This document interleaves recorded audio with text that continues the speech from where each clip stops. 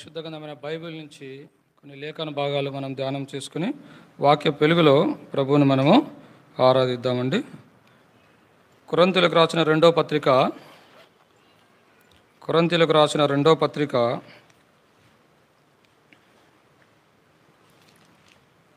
5వ అధ్యాయము.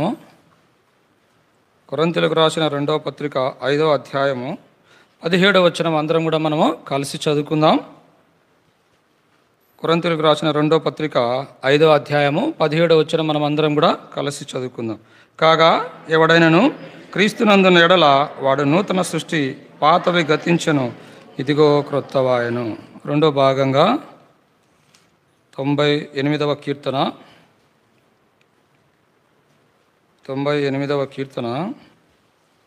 మొదటి 3 వచనాలు మనమందరం కూడా కలిసి చదువుకుందాం. 98వ కీర్తన మొదటి 3 వచనాలు మనమందరం కూడా కలిసి చదువుకుందాం. యెహోవా ఆశ్చర్య కార్యములు చేసి ఉన్నాడు, ఆయనను గూర్చి క్రొత్త కీర్తన పాడుడి. ఆయన దక్షిణ హస్తము, ఆయన పరిశుద్ధ బాహువు ఆయనకు విజయం కలుగజేసి ఉన్నది. యెహోవా తన రక్షణను వెల్లడి చేసి ఉన్నాడు, అన్యజనుల ఎదుట తన నీతిని బయలుపరిచి ఉన్నాడు. ఇశ్రాయేలు సంతతికి తాను చూపిన కృపా విశ్వాస్యతలను ఆయన జ్ఞాపకం చేసుకుని ఉన్నాడు. బూదిగంత నివాసులందరూ మన దేవుడు కలుగజేయు రక్షణను చూచిరి. ప్రభు సాయం కొరకు మనం ప్రార్థన చేసుకుందాం. మహాగణుడు, మహోన్నతుడు, పరిశుద్ధుడు అయిన మా తండ్రి, ఘనమైన శ్రేష్టమైన మీ పాదముల కొందనములు దేవా, సర్వాధికారువైన మా తండ్రి, సర్వ సృష్టికర్తమైన మా ప్రభువ, సకలాశీర్వదన స్తోత్రములకు మించిన మీ ఘనమైన నామమును బట్టి మీ పాదములకు వందనములు, స్తుతులు, స్తోత్రములు దేవా. ప్రభు దినంలో, పరిశుద్ధ దినంలో మీ మందిర ఆవరణంలో చేరి ప్రభు మీ బిడ్డలంగా మిమ్మల్ని ఆరాధించుటకు తండ్రి మీ సన్నిధికి మమ్మల్ని తీసుకొని వచ్చినందులకై మీకు ఎంతో వందనాలు. మానవుని ప్రేమించి లోకానికి దిగి వచ్చినారు.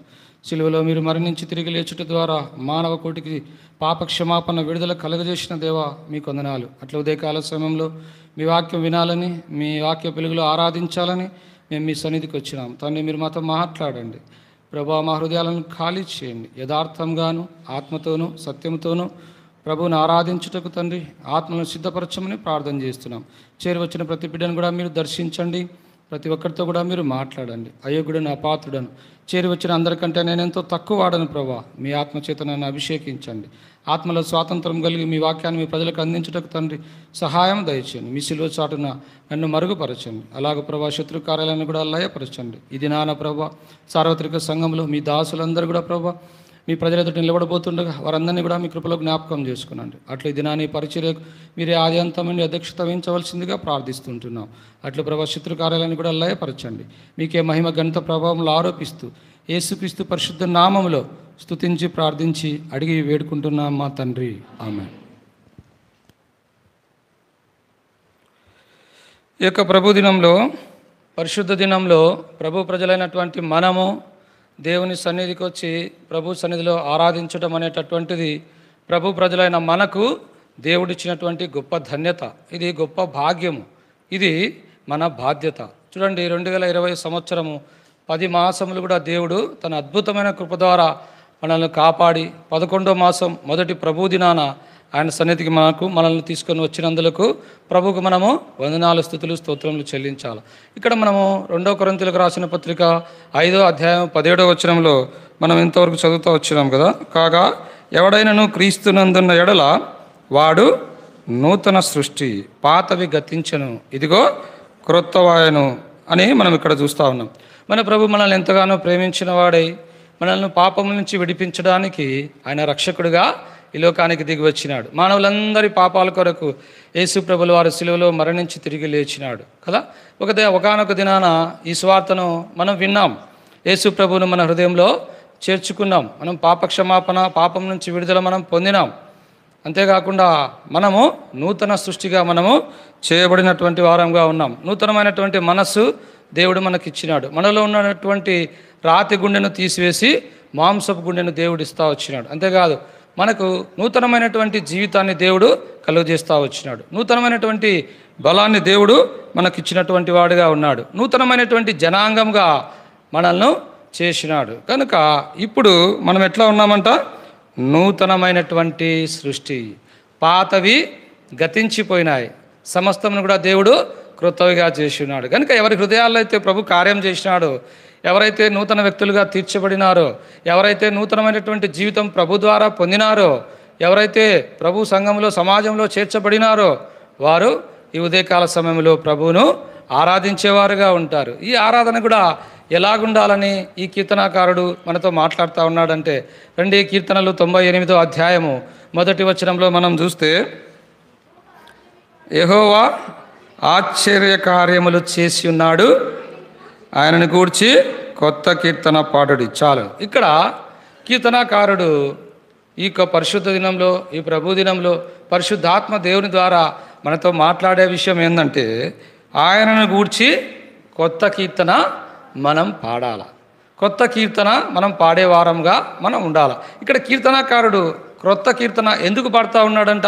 పై లైన్లో ఉంది కదా, మొదటి లైన్లోనే ఉంది, యెహోవా ఆశ్చర్య కార్యములు చేసి ఉన్నాడు. కనుక ప్రభువును అంగీకరించినటువంటి నీ జీవితం, నా జీవితం దేవుడు అద్భుతంగా మార్చివేసి మనకు క్రొత్త జీవితాన్ని దేవుడు ఇచ్చినాడు. నూతన వ్యక్తిగా మనల్ని తీర్చినాడు. మనలో ఉన్నటువంటి పాతవన్నీ కూడా తీసివేసి మనకు నూతనమైనటువంటి జనాంగంగా ప్రభు మనల్ని చేస్తూ వచ్చినాడు. కనుక ఈ పాట, ఈ కీర్తన అనేటటువంటిది ఎప్పుడు వస్తుందంటే, ఎప్పుడు ఈ పాట పాడతారు, ఎప్పుడు ఈ కొత్త పాట పాడతారు అని మనం గమనిస్తే, ఎప్పుడైతే ప్రభు హృదయంలో కార్యం చేసినాడో, ఎప్పుడైతే ప్రభు మన పాపాలన్నీ కూడా క్షమించి వేసినాడో, ఎప్పుడైతే మనలో ఉన్నటువంటి పాపం తీసివేయబడిందో అప్పుడు మనకు సంతోషం వస్తుంది, మనకు ఆనందం వస్తుంది.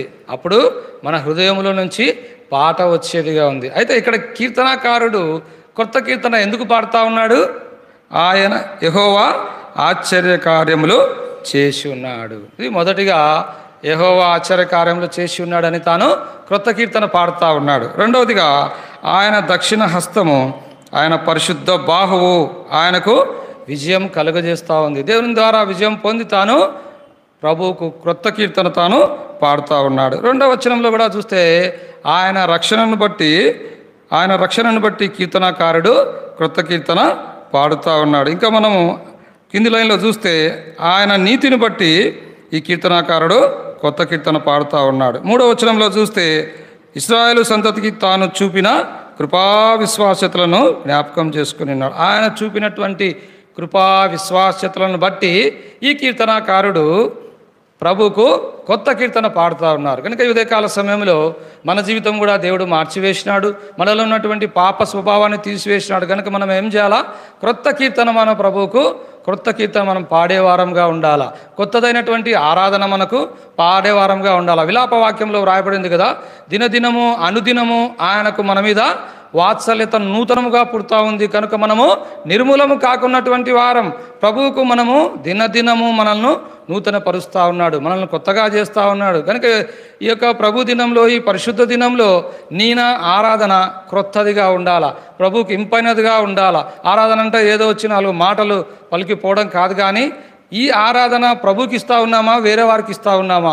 ప్రభుకి ఇచ్చే ఆరాధన ఎలాగుంటుందంటే, వాక్యాన్ని విని వాక్య వెలుగులో నిజంగా నా జీవితంలో దేవుడు ఇలాంటి అద్భుతం చేసినాడా అని గ్రహించి, చేసి ఉండి దాన్ని అనుభవించి ఆరాధిస్తే దేవుడు మన ఆరాధన యందు సంతోషించేవాడుగా ఉన్నాడు. అట్లా కాకుండా వచ్చినాం ఏదో ఆరాధన చేయాలా, ఆరాధన చేయకపోతే ఏమవుతుందో ఏమో, వాళ్ళు చేస్తూ ఉన్నారు, వీళ్ళు చేస్తూ ఉన్నారు. ఇలాంటి ఆరాధన ద్వారా దేవుడు ఏమాత్రం కూడా సంతోషపడేవాడుగా ఉన్నాడు. బైబిల్ గ్రంథంలో క్రొత్త కీర్తన ప్రభువుకు కొంతమంది కొన్ని స్థలాల్లో వాళ్ళు పాడుతూ వచ్చినారు. చూద్దామండి ఆ మాట. కీర్తనల గ్రంథం 40వ అధ్యాయము 3వ వచనం. దయచేసి ఎవరైనా సహాయం చేయండి. కీర్తనల గ్రంథం 40వ అధ్యాయం 3వ వచనం అండి.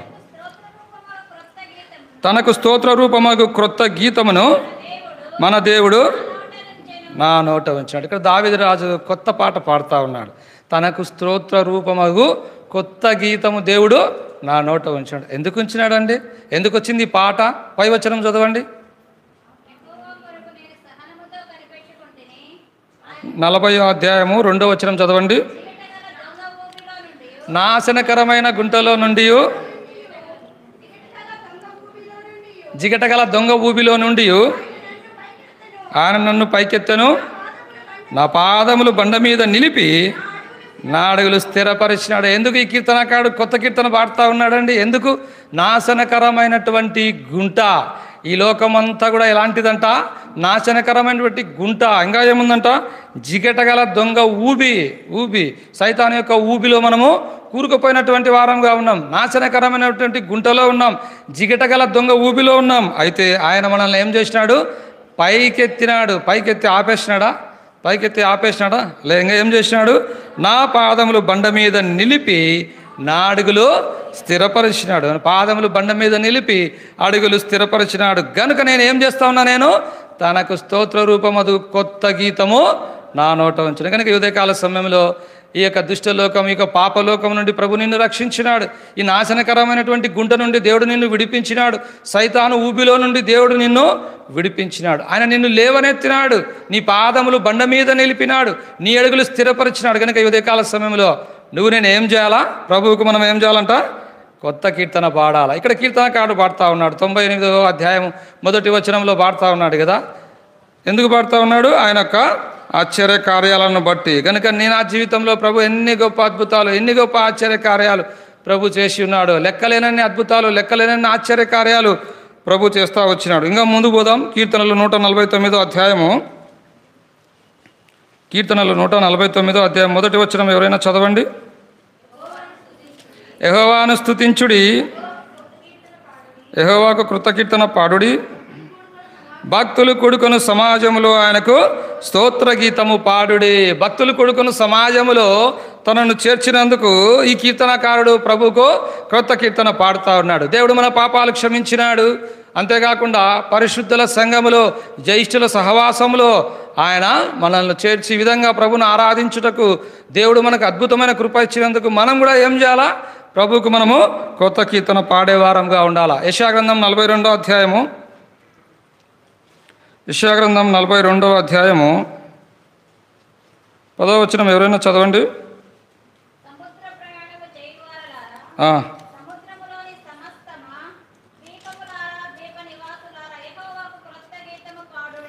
యెహోవాకు క్రొత్త గీతము పాడాలంట. ఎందుకు పాడాలంట? అండి 9వ వచనం చదవండి.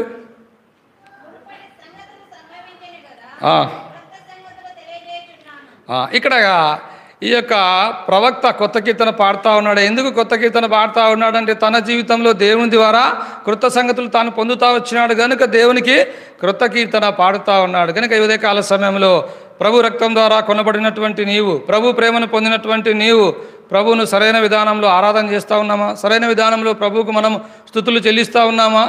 మన యొక్క కీర్తన, మన యొక్క ఆరాధన క్రొత్తదిగా ఉండి ప్రభువుకు మనం కొత్త కీర్తన, కొత్త పాట మనం పాడినట్లయితే ప్రభువు మన యందు ఏం చేస్తాడంట?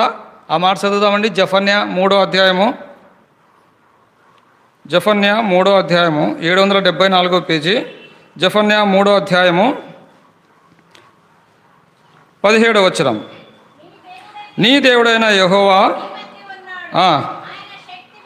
ఆయన శక్తిమంతుడు, ఆయన మిమ్మల్ని రక్షించును, ఆయన బహు ఆనందముతో నీ యందు సంతోషించును, నీ యందు తనకున్న ప్రేమను బట్టి శాంతము వహించి నీ యందలి సంతోషం చేత ఆయన హర్షిస్తూ ఉన్నాడు. ఇంగ్లీష్లో సింగింగ్ అని ఉంది, పాట పాడడం అని ఉంది కదా.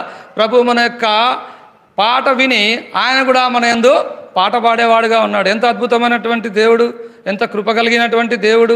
నీ యొక్క సంతోషం ఆయన యొక్క సంతోషంగా దేవుడు అనుకుంటా ఉన్నాడు. కనుక ఈ ఉదయకాల సమయంలో నిజంగా నీ జీవితంలో దేవుడు గొప్ప కార్యం, అద్భుత కార్యం, ఆశ్చర్య కార్యములు చేసి ఉంటే ఉదయకాల సమయంలో ప్రభువును ఆరాధించు, ప్రభువును స్తుతించు, ప్రభువును గణపరచు. ఈ ఆరాధన కూడా ఎట్లా ఉండాలంట? క్రొత్తదైనటువంటి ఆరాధనగా ఉండాలంట. అందుకే కీర్తనకారుడు అంటా ఉన్నాడు. 98వ కీర్తన 1వ వచనంలో అంటా ఉన్నాడు కదా,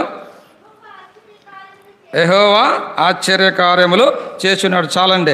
ఎందుకు ఈ కీర్తనకారుడు కొత్త కీర్తన పాడుతూ ఉన్నాడంటే మొట్టమొదటిగా ప్రభు ఆశ్చర్య కార్యాలు, యెహోవా ఆశ్చర్య కార్యాలు చేసి ఉన్నాడు. యెషయా గ్రంథం 9వ అధ్యాయం 6వ వచనంలో మనం చూస్తే ఆయనకుండే మొట్టమొదటి పేరు ఆశ్చర్యకరుడు. ఆయన ఆశ్చర్య కార్యాలు చేసేవాడు, అద్భుత కార్యాలు చేసేవాడు. తన ప్రజలైనటువంటి ఇశ్రాయేలీయుల యొక్క జీవితంలో దేవుడు ఎలాంటి అద్భుతాలు, ఎలాంటి ఆశ్చర్య కార్యాలు చేస్తూ వచ్చినాడు, అదే దేవుడు నా జీవితంలో కూడా అలాంటి అద్భుతాలు, అలాంటి ఆశ్చర్య కార్యాలు ఎన్నో ఆయన చేసి ఉండేటటువంటి దేవుడుగా ఉన్నాడు. కనుక ఈ ఆశ్చర్య కార్యాలు అన్నిటికంటే గొప్పది విడుదల. ఈ విడుదల చాలా ప్రాముఖ్యమైనటువంటిది. మొట్టమొదటిగా దుష్టలోకం నుంచి ఆయన మనల్ని విడుదల చేసినాడు. ఈ పాపలోకం, భ్రష్టమైనటువంటి లోకం, అపవాది లోకం, సైతాను లోకం, ఈ లోకంలో నుంచి దేవుడు అద్భుతంగా నీకు నాకు విడుదల కలుగజేసినటువంటి దేవుడుగా ఉంటా ఉన్నాడు. ఇంకా ధర్మశాస్త్ర శాపం, ధర్మశాస్త్ర తీర్పు నుంచి మనకు విడుదల కలుగజేసినాడు. ధర్మశాస్త్రం నీ మీద నా మీద నేరారోపణ చేస్తూ ఉంది. నువ్వు ఒక పాపి, ధర్మశాస్త్రం ప్రకారము పాపి అయినటువంటి వ్యక్తి మరణశిక్ష పొందవలసినటువంటి వాడుగా దేవుని వాక్యంలో ఉంది. అయితే ఈ ధర్మశాస్త్రం నిన్ను పాపిగా, నిన్ను దోషిగా నిన్ను రుజువు చేస్తూ ఉంది. నీ యొక్క ఆ యొక్క రుణపత్రాన్ని యేసుక్రీస్తు ప్రభుల వారు సిలువలో మేకులతో కొట్టివేసినాడు. ఆయన రక్తంతో ఆ యొక్క నీ నా పాపములన్నిటిని కూడా కడిగి వేసినాడు. కనుక ధర్మశాస్త్ర శాపం నుండి దేవుడు నిన్ను విడిపించినాడు. దుష్టలోకం నుంచి విడిపించినాడు. ధర్మశాస్త్ర శాపం నుంచి ఆయన నిన్ను విడిపించినాడు. ఈ లోక సంబంధమైనటువంటి అంధకార, అపవాది, దుష్ట శక్తుల నుంచి కూడా దేవుడు నిన్ను అద్భుతంగా నీకు విడుదల కలుగజేశాడు. మరణ భయములో నుంచి ఆయన నిన్ను విడిపించినటువంటి గొప్ప దేవుడు. ఇది నీ జీవితంలో ఆశ్చర్యం కాదా? ఇలాంటి ఆశ్చర్యకార్యాలు, ఇలాంటి అద్భుత కార్యాలు ఈ లోకంలో ఎవ్వరు చేయలేరండి. చదవండి కీర్తనలు 137 అధ్యాయము. కీర్తనలు 136 అధ్యాయము 4వ వచనం ఎవరైనా చదవండి. కీర్తనలు 130 చదవండి. ఆయన ఒక్కడే మహత్కార్యములు చేయవాడు. కనుక ఈ లోకంలో ఎవ్వరు కూడా ఇలాంటి అద్భుతాలు, ఎవ్వరు కూడా ఇలాంటి ఆశ్చర్య కార్యాలు ఎవ్వరు కూడా చేయలేదు. ఈయన ఒక్కడే అద్భుతములు చేయ దేవుడు, ఆశ్చర్య కార్యములు చేసే దేవుడు. ప్రియమైన దేవుని బిడ్డ, ప్రభు రక్తం ద్వారా కొనబడినటువంటి నీవు, పాప క్షమాపణ పొందినటువంటి నీవు, ఆయన ద్వారా ఎన్నో అద్భుతాలు, ఎన్నో ఆశ్చర్య కార్యాలు నీ జీవితంలో పొందినావు. దుష్టలోకం నుంచి విడిపించబడినావు, పాపలోకం నుంచి విడిపించబడినావు, దుష్ట శక్తుల ప్రభావం నుంచి విడిపించబడినావు, ధర్మశాస్త్ర శాపం నుంచి నువ్వు విడిపించబడి ఉంటే ఈ ఉదయకాల సమయంలో ఆయనకు క్రొత్త కీర్తన పాడేవారంగా ఉండాలి. మన ఆరాధన క్రొత్తదైనటువంటిదిగా ఉండాలి. కనుక ఇక్కడ నిలబడి నువ్వేమన్నా చెప్పు, నువ్వేమన్నా చేసుకో, మేము చేసేది ఒకటే ఆరాధన, మేము చేసేది ఇంతే అన్నట్లుగా ఉంటే దాని యందు దేవుడు సంతోషించేవాడుగా ఉన్నాడు. ఒకవేళ నీ ఆత్మకు నువ్వు తృప్తిని కలిగించేవాడుగా ఉంటావు, కానీ ప్రభువును మెప్పించేవాడుగా, ప్రభువుకి ఇష్టమైనటువంటి వారంగా మనం ఏమాత్రం కూడా ఉండము. కనుక ఈ అద్భుతం, ఈ ఆశ్చర్య కార్యం నీ జీవితంలో జరిగి ఉంటే నువ్వు ఉదయకాల సమయంలో ప్రభువుకు క్రొత్త కీర్తన పాడేవారంగా ఉండాలి. రండి, రెండవదిగా ఎందుకు పాడుతూ ఉన్నాడంట?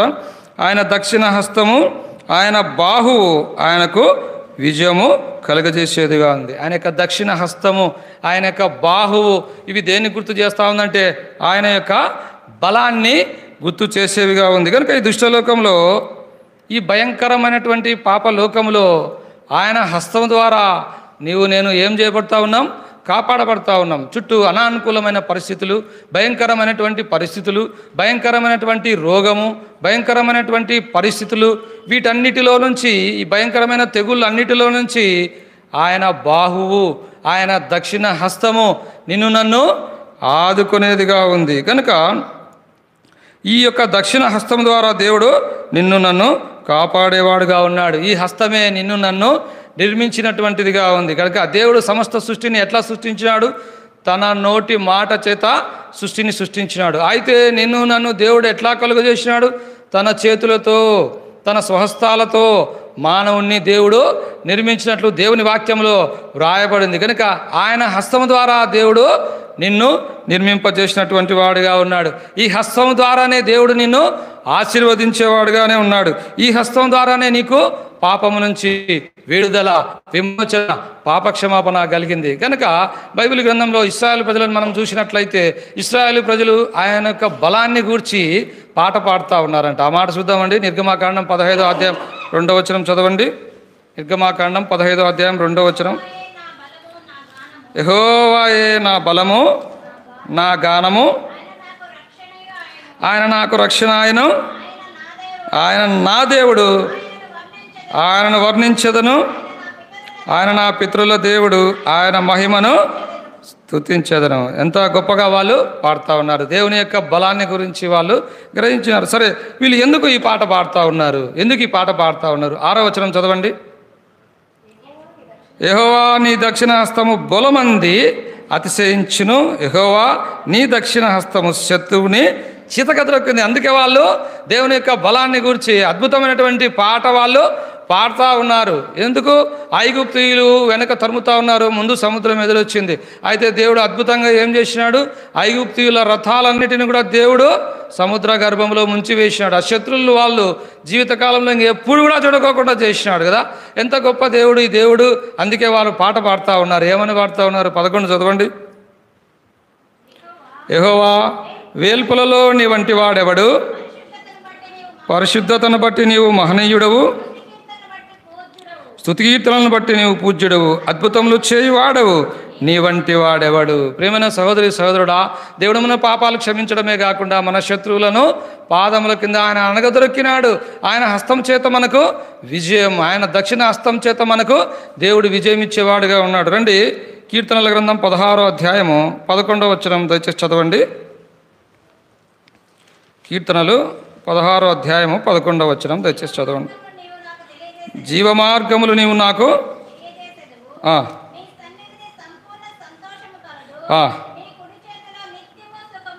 ఏముందంటే ఆయన కుడి చేతిలో నిత్యము సుఖములు కలవు కదా. సుఖము, శాంతి, సంతోషం, సమాధానం ఎక్కడుంది? ఆయన చేతిలో ఉంది. ప్రభువుని అంగీకరించినాం, ప్రభువుకు మన హృదయం ఇచ్చినాం, ప్రభువును మన హృదయంలో చేర్చుకున్నాం. ఆయన చేతి నీడలో మనం ఎట్లా ఉన్నామంట? శాంతముగా, సుఖముగా మనము నిద్రపోతా ఉన్నాం. ఆయన కుడి చేతిలో నిత్యమైనటువంటి సుఖం, నిత్యమైన శాంతి, నిత్యమైన సంతోషం. ఎంతకాలం అండి? నిత్యము, ఎల్లప్పుడూ కూడా. మన పరిస్థితులు ఎలాగున్నా, మనకున్నటువంటి అన్నీ పోయినా కూడా, అందరూ మనల్ని వదిలిపెట్టినా కూడా ఈ సుఖం, ఈ సంతోషం ఎట్లా ఉంటుందంట? నిత్యమైనదిగా ఉంది. కనుక ఉదయకాల సమయంలో ఈ యొక్క కుడి చేతి, ఈ దక్షిణ హస్తం, ఈ బాహువు చేత నువ్వు ఆదుకొనబడినావా? ఈ బాహువు చేత, ఈ దక్షిణ హస్తం చేత శత్రు బారి నుంచి నువ్వు విడిపించబడినావా? విడిపించబడి ఉంటే ఉదయకాల సమయంలో ప్రభువుకు నువ్వు కొత్త కీర్తన పాడేవారంగా మనం ఉండాలా. రండి, 98వ కీర్తన, 98వ కీర్తన 2వ వచనం దయచేసి చదవండి. యెహోవా తన రక్షణను వెల్లడి చేసి ఉన్నాడు. కనుక ఇక్కడ చేరి వచ్చినటువంటి మనం అందరం కూడా ప్రభు ద్వారా రక్షణ పొందినటువంటి వారం. ఆయన విలువైన రక్షణ, అమూల్యమైన రక్షణ, వెలకట్టలేనటువంటి రక్షణ నీకు నాకు ఉచితంగా ఇచ్చినాడు. ఈనాడు మానవుడు పాప పరిహారం పొందడానికి, తన పాపాలు పోగొట్టుకోవడానికి ఎన్నో ప్రయత్నాలు చేస్తూ ఉన్నాడు. కఠినమైన ఉపవాసాలు ఉంటా ఉన్నాడు, ఎంతో దూరం నడుస్తూ ఉన్నాడు, తన శరీరాన్ని తాను హింసించుకుంటా ఉన్నాడు. ఇంకా మనం చూస్తే కోట్ల రూపాయలు డొనేషన్లు కడతా ఉన్నాడు. దేనిలకు? దేవుళ్ళకు కడతా ఉన్నాడు. ఇంకా వృద్ధాశ్రమాలకు, అనాథ శరణాలకు డొనేషన్లు ఇస్తూ ఉన్నారు. ఎందుకు? వారి యొక్క పాపం పరిహరింపబడాలని, వారి పాపం నుంచి రక్షింపబడాలని వారి యొక్క కోరిక, వారి యొక్క అభిలాష. అయితే దేవుని వాక్యంలో రాయబడి ఉంది, ఆకాశము కింద భూమి మీద మనుషులలో వేయబడిన ఏ నామములో కూడా మానవునికి రక్షణ లేదు. యేసుక్రీస్తు ప్రభు ద్వారా మాత్రమే మానవునికి రక్షణ. మత్తయి సువార్త 1వ అధ్యాయం 21వ వచనం ప్రకారం తన ప్రజలను వారి పాపముల నుండి ఆయనే రక్షించును గనుక ఆయనకు యేసు అని పేరు పెట్టబడింది. యేసుక్రీస్తు ప్రభుగా నిన్ను నన్ను పాపం నుంచి రక్షించడానికి రక్షకుడుగా ఆయన ఈ లోకానికి దిగి వచ్చినాడు. ఆయన రక్షణ కార్యం ఆయన సిలువలో జరిగించినాడు. ఆయన నిన్ను నన్ను రక్షించడానికి వేరే వ్యక్తులను ఎన్నుకోలేదు, వేరే సాధనం ఉపయోగించలేదు.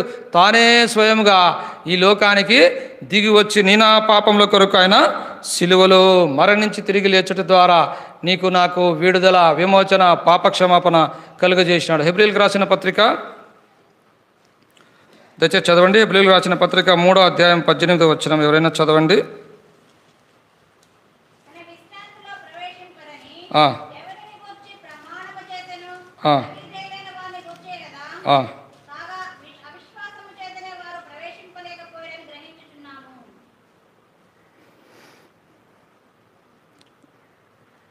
మూడు చదవండి, మళ్ళీ చదవండి.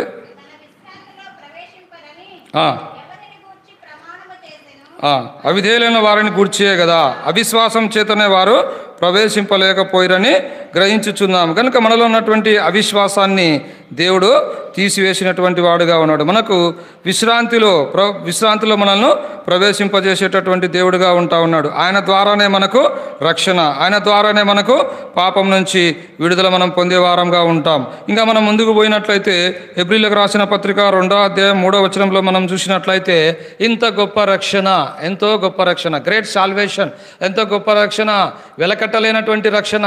ఈ రక్షణకు విలువ చెల్లించలేం. మనం విలువ చెల్లించడానికి మన జీవితం సరిపోదు. అంత విలువైనటువంటి రక్షణ ఆయన నీకు నాకు కలుగజేసినందుకు ఉదయకాల సమయంలో ప్రభుని మనము స్తుతించాలి. ఇంకా మనం చూస్తే హెబ్రీయులకు రాసిన పత్రిక 5వ అధ్యాయం 10వ వచనం చూడండి.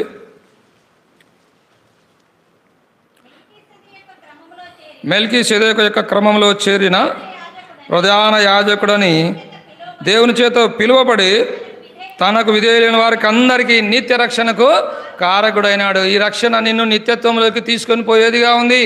ఎంతో గొప్ప రక్షణ నీకు ఉచితంగా ఇచ్చినాడు.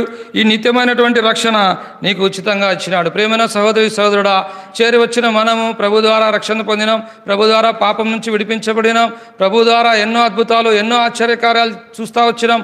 ఆయన హస్తము ద్వారా మనము ఆదుకొనబడుతూ ఉన్నాం. మనం భద్రం చేయబడతా ఉన్నాం. అయితే ఉదయకాల సమయంలో ప్రభు కొరకు నీ జీవితంలో కొత్త కీర్తన ఉన్నదా? కనుక ఉదయకాల సమయంలో నీ ఆరాధన కృతదిగా ఉండాలని ప్రభు కోరుతూ ఉన్నాడు. రండి తర్వాత చూద్దాం. 98వ కీర్తన 3వ వచనం తర్వాత చదవండి. ఇశ్రాయేలు సంతతికి తాను చూపిన కృపా విశ్వాసతలను ఆయన జ్ఞాపకం చేసుకుని ఉన్నాడు. తన ప్రజలైనటువంటి ఇశ్రాయేలీయుల ఎడల దేవుడు ఎలాంటి కృపను, ఎలాంటి కనికరాన్ని చూపినాడో, ఎలాంటి విడుదల వారికి కలుగజేస్తూ వచ్చినారు, అదే దేవుడు అదే కృపను ఉదయకాల సమయంలో నీకు నాకు కలుగజేస్తూ వచ్చినాడు. ఇశ్రాయేలీయులతో సహపౌరులం కానటువంటి వారం. ఇశ్రాయేలు దేవుని ప్రజలు, దేవునికి ఇష్టమైనటువంటి వారు. ఇశ్రాయేల్ ప్రజలను గురించి మాత్రమే దేవుడు పరిశుద్ధమైనటువంటి జనాంగం అని చెప్తా ఉన్నాడు. ఇశ్రాయేల్ ప్రజలను గురించి మాత్రమే దేవుడు నా బిడ్డలు అంటా ఉన్నారు. ఇశ్రాయేల్ ప్రజలను మాత్రమే దేవుడు ప్రేమిస్తూ వచ్చినాడు. అయితే యేసుక్రీస్తు ప్రభుల వారు ఈ భూమి మీదకి రావటాన్ని బట్టి, నీ నా పాపముల కొరకు ఆయన సిలువలో మరణించి తిరిగి లేచుటను బట్టి, మన పాప క్షమాపణ విడుదల కలుగజేయటాన్ని బట్టి ఆయన నీకు నాకు దేవుడై ఉంటా ఉన్నాడు కదా. మనం ఇక్కడ చూస్తూ వచ్చినాం. ఇశ్రాయేలు సంతతికి తాను చూపిన కృపా విశ్వాసతలను ఆయన జ్ఞాపకం చేసుకొని ఉన్నాడు గనుక ఆయన నమ్మదగినటువంటి వాడు. పరలోకంలోని మనల్ని చూసినాడు, మన కొరకు ఈ లోకానికి దిగి వచ్చినాడు, సిలువలో మరణించి తిరిగి లేచినాడు, మనల్ని పిలిచినాడు. అయితే ఈ దేవుడు ఎలాంటి దేవుడు అంట? గొప్ప దేవుడై ఉంటా ఉన్నాడు గనుక మనల్ని జ్ఞాపకం చేసుకున్నాడు కదా. మనల్ని జ్ఞాపకం చేసుకునేటకు మనము ఏ పాటి వారమండి? చదవండి కీర్తనలు 8వ అధ్యాయం 4వ వచనం. కీర్తనల గ్రంథం 8వ అధ్యాయం 4వ వచనం. నీవు మనుష్యుని జ్ఞాపకం చేసుకున్నట్టుకు వాడు ఏ పాటివాడు, నీవు నరపుత్రుని దర్శించుటకు వాడు ఏ పాటివాడు. ఇక్కడ చూస్తే మనకు 2 విషయాలు కనపడతా ఉన్నాయి. మొట్టమొదటిగా ఏమంటా ఉన్నాడు? మనుష్యుడు. హెబ్రీ భాషలో మనుష్యుడు అంటే బలహీనుడు అని అర్థం. మానవులమందరం కూడా మనము బలహీనులమై ఉంటా ఉన్నాం. ఇంకా మనం 2వ భాగంలో మనం చూస్తే నరపుత్రుడు అనే మాట రాస్తా ఉన్నాడు. నరపుత్రుడు అనగా భూ సంబంధమైనటువంటి వాడు, అనగా మంటిలో నుండి నిర్మించబడినటువంటి వారం. మనము మంటిలో నుండి తీయబడినటువంటి వారం. మంటి పురుగులమని దేవుని వాక్యంలో వ్రాయబడింది. ఇటువంటి మంటి పురుగులమైనటువంటి మనలను, బలహీనులమైనటువంటి మనలను దేవుడు రక్షించినాడు. మనల్ని వెదికినాడు, మనల్ని రక్షించినాడు. రోమీయులకు రాసిన పత్రిక 5వ అధ్యాయం 8వ వచనం చదవండి. రోమీయులకు రాసిన పత్రిక 5వ అధ్యాయం 8వ వచనం. దేవుడు మన ఎడల తన ప్రేమను వెల్లడిపరచుచున్నాడు.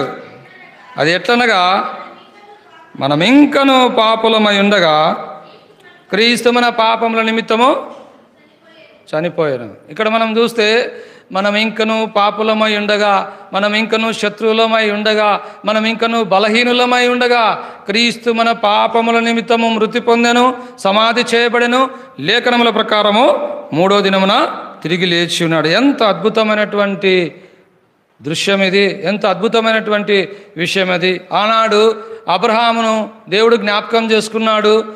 ఆ అబ్రహామును దేవుడు జ్ఞాపకం చేసుకుంటాను బట్టి ఆ సొదొమ బారి నుండి లోతును రక్షించగలిగినాడు. ఈ దినాన నిన్ను నన్ను దేవుడు జ్ఞాపకం చేసుకున్నాడు. తన ప్రియ కుమారుడైనటువంటి యేసుక్రీస్తు ప్రభుల వారిని ఈ భూమి మీదికి పంపించుట ద్వారా నీవు నేను ప్రభుకు ఎంతో వందనస్తులమైనాం. ఆయన భూమి మీదకి వచ్చి సిలువలో మరణించి తిరిగి లేచుట ద్వారా మానవ కోటికి పాప క్షమాపణ, విడుదల, విమోచన దేవుడు కలుగజేసినటువంటి వాడుగా ఉన్నాడు. అలాగే ఇశ్రాయేలు ప్రజలు మొరను పరలోకంలో నుండి విన్నాడు. పరలోకం నుంచి వారి మొర విని వారిని జ్ఞాపకం చేసుకుని మోషే ద్వారా వారికి విడుదల, విమోచన కలుగజేసినాడు. కనుక ఈ ఉదయకాల సమయంలో నిజంగా దేవుడు నీ జీవితంలో ఈ గొప్ప కార్యాలు, ఈ అద్భుత కార్యాలు చేసి ఉన్నాడా? మొట్టమొదటిగా ఆయన నీ జీవితంలో ఆశ్చర్యకార్యం చేసి ఉన్నాడా, అనగా నీ పాపం నుంచి నువ్వు విడుదల పొంది ఉన్నావా? ఈ కీర్తనాకారుడు అద్భుతమైనటువంటి పాట పాడుతూ ఉన్నాడు, కొత్త పాట పాడుతూ ఉన్నాడు, కొత్తదైనటువంటి ఆరాధన ప్రభువుకు చెల్లిస్తూ ఉన్నాడు. ఎందుకు? దేవుడు ఆశ్చర్యకార్యాలు, అద్భుత కార్యాలు తన జీవితంలో తాను చూసినటువంటి వాడుగా ఉన్నాడు. ఇంకా రెండవదిగా మనం చూస్తే దేవుని యొక్క దక్షిణ హస్తం. ఆయన దక్షిణ హస్తం మనల్ని నిర్మించింది, మనల్ని కాపాడింది, మనల్ని భద్రపరిచింది, మనకు తోడుగా ఉంది, మనల్ని రక్షిస్తూ ఉంది, అన్ని అపాయాల నుంచి మనల్ని కాపాడేటటువంటిదిగా ఉంది. మూడవదిగా మనం చూస్తే దేవుడు ఇచ్చినటువంటి రక్షణను బట్టి ఆయన నిన్ను రక్షించడానికి స్వయంగా ఈ లోకానికి దిగి వచ్చి సిలువలో మరణించి తిరిగి లేచినాడు. మన పాపం నుంచి విడుదల, విమోచన, రక్షణ, పాప క్షమాపణ మనకు కలుగజేసినాడు.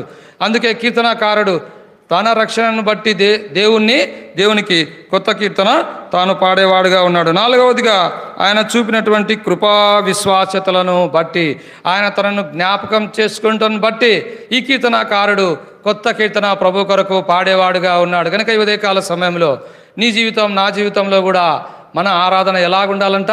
క్రొత్తదిగా ఉండాలా, ఇంపైనదిగా ఉండాలా, సువాసన వెదజల్లేదిగా ఉండాలా, ప్రభువును ఆరాధించేదిగా ఉండాలా. ఆ దినాన యేసుక్రీస్తు ప్రభుల వారు ఆ యొక్క ఇంట్లో ఉన్నప్పుడు ఆ యొక్క స్త్రీ అత్తరుబుడ్డి పగలగొట్టి ప్రభువును ఆరాధన చేస్తూ ఉంది, ప్రభువును స్తుతిస్తూ ఉంది. ఆ రోడ్డున పోయే వాళ్ళు అనుకుంటా ఉన్నారు, ప్రతిరోజు కూడా మేము ఈ రోడ్డు మీద పోతా వస్తూ ఉన్నాం, ఏ రోజు కూడా ఇలాంటి సువాసన ఇక్కడ నుంచి రాలేదే, ఏంటి ఈరోజు ప్రత్యేకమైనటువంటి వాసన ఈ యొక్క వాకిల గుండా, ఈ గుమ్మాల గుండా, ఈ కిటికీల గుండా వస్తూ ఉంది అని వాళ్ళు అనుకుంటా ఉంటే, ఎందుకు వస్తూ ఉందంట? ఆ ఇంట్లో ఎవరున్నారు? యేసు ప్రభు ఉన్నారు. ఏం జరుగుతుంది ఆ ఇంట్లో?